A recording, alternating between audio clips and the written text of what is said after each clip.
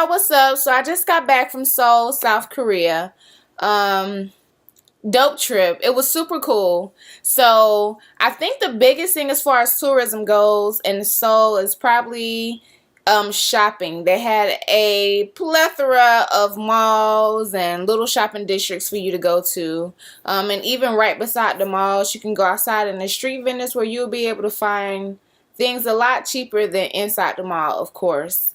So did like a shopping tour, went around to a whole bunch of different malls and street vendors where you can always find a lot of different street food. A popular street food there is green tea corn dog. So it's a pork sausage and the batter that's usually like, just cornmeal or whatever. Here in the States, they actually infuse it with green tea. So it'll be like, it has like a little green hint to it, like once you bite it. So that's cool. Yeah, so like I said, there's a lot of shopping there. They do a lot of shopping. And the shopping there is duty-free, tax-free if you're a tourist. But when you're there shopping, when you get your receipt, the receipt needs to actually say tax-free or duty-free on the receipt. So when you go to the airport, you can get your taxes that you paid on those items back. Another thing I did there was I went to a cooking class where they taught us how to make bulgogi and seafood pancakes. So bulgogi is a marinated beef that's usually served at Korean barbecue. Here in the U.S., I'll get to that part later. So they taught us how to make bulgogi, which is marinated beef, and they also taught us how to make a seafood pancake. So the seafood pancake, you usually just cut up different pieces of whatever seafoods you want, whether it's octopus, squid, shrimp, clams, whatever the case may be, inside of this batter, and flip it like you would do a pancake, seafood pancake. So they taught us how to make that at the school. So we sat down and we ate that. That was our lunch. What else did I do? Okay, so back to the bulgogi portion.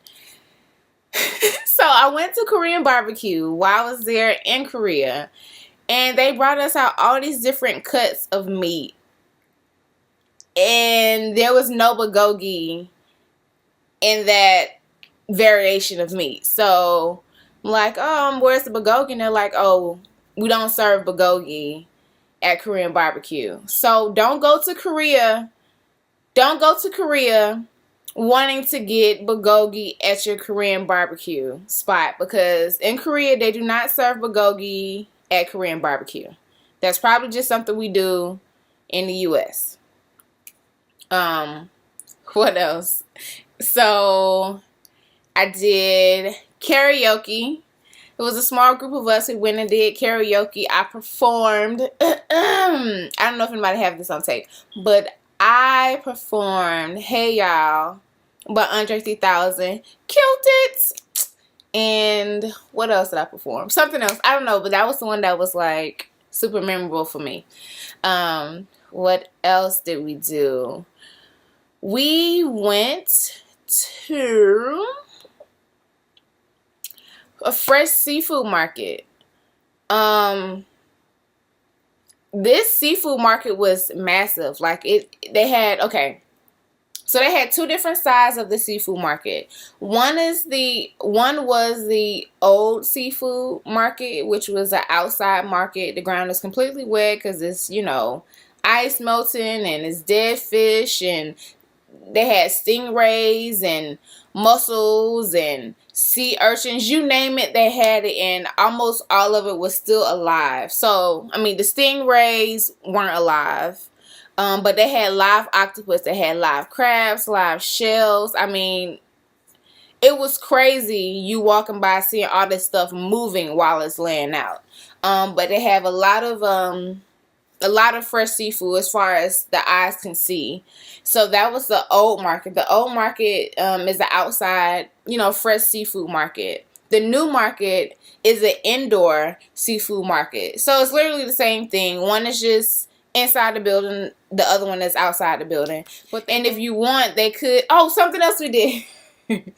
So we had them chop up octopus, and we ate it while it was still alive, and they gave us hot sauce to eat with it. So we were trying to eat it with the, what they give us, toothpicks. We're trying to get the like little tentacles and stuff. Which usually always freaks me out. Like if I order calamari, like I don't want to see it with the tentacles because I can't deal with that. That's like when I eat crawfish, I don't want to see like the head of the crawfish and the eyes and everything. Like it kind of freaks me out.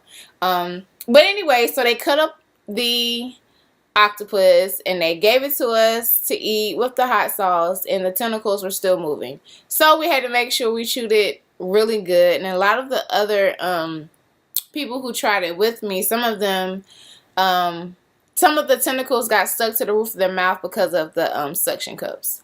So that was kind of crazy. I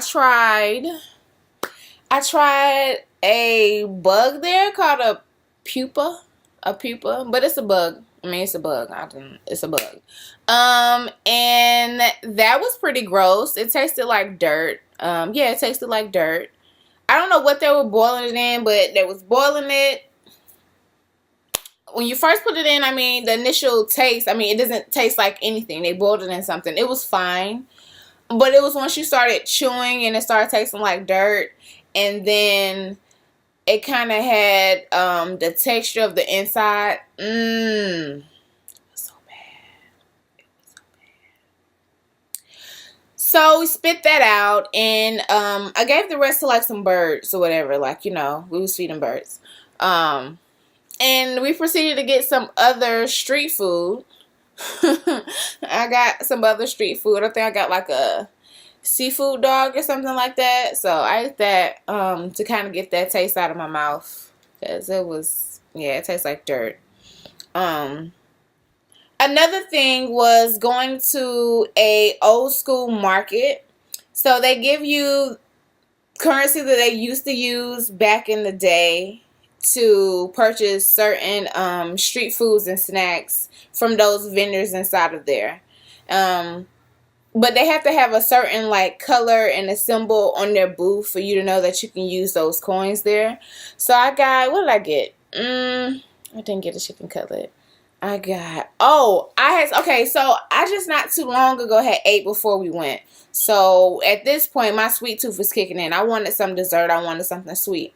So I found this one vendor. It was like a pastry. It was a pastry that he made, but he can stuff it with different things. One was like Nutella, one was honey, and he had like a whole list of things that you can stuff it with, but I just wanted honey. So I bought that. Then I ended up getting, what else did I get? I got some kind of jelly, mango jelly. They call it pudding.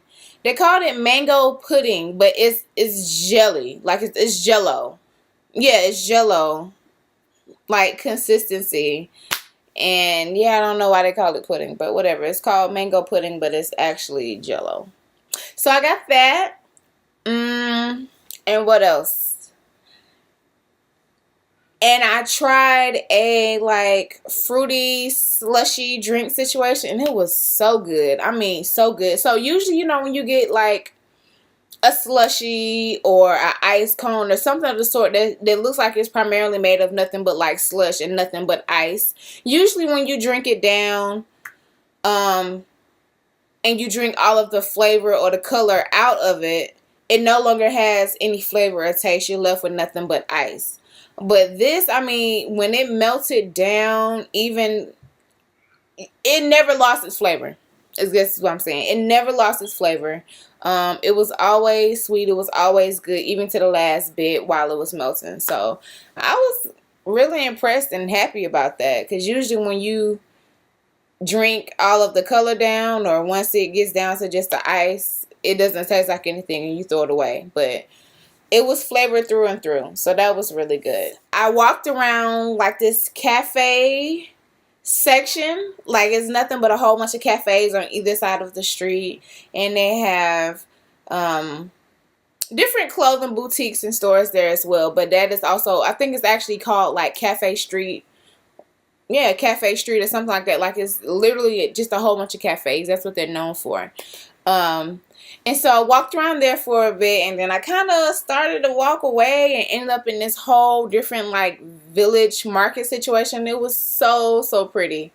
Um, yeah, like it was really cool. I had a really great time over in Seoul. Got to see a lot, did a lot of walking. Even so I caught the train and went a few stops down from where I was staying. Luckily it wasn't far. And I went to this beautiful park where they had huge letters set up where it said I saw you. So I got a chance to take a picture in front of that, which was really cool. It was a nice day out. The weather was like perfect. I recommend that you definitely go in April. I was told that I chose a great time to go to Seoul because in the summertime I hear it's unbearably hot, and in the wintertime it's absolutely freezing. So in April it's mid 60s, like I want to say 66 degrees, 64 is mid 60s. It's really comfortable. Personally for me, anything under 70 is cold, and I get cold easy, and I think it's kind of chilly anything under 70. So I took a hoodie. I took a hoodie because I love hoodies. So I took a hoodie. I took like a Letterman's jacket. It's not a heavy jacket, so definitely don't go there with no huge bubble coat. It's not cold. That's too much. And then I took like long johns and undergarments. Like I was not playing. I was not playing. I was like, I'm not finna be cold out here. But with all the walking and moving around that you're gonna be doing, you really warm up and you won't need all of the extra layers. So in all honesty, if you go in April and it's mid 60s, I say maybe you only need like a hoodie or just a nice basic jacket, like maybe a nice North Face. You don't need a bubble coat, you don't need a huge jacket, because the weather is really nice, and once you start moving around you're gonna warm up anyway. Yeah, so I guess kind of in a nutshell that was the trip, but of course I'm gonna do a video and show you all pictures of all of the things that I was talking about in this video so you can have visuals and see what I'm talking about. So until next time, I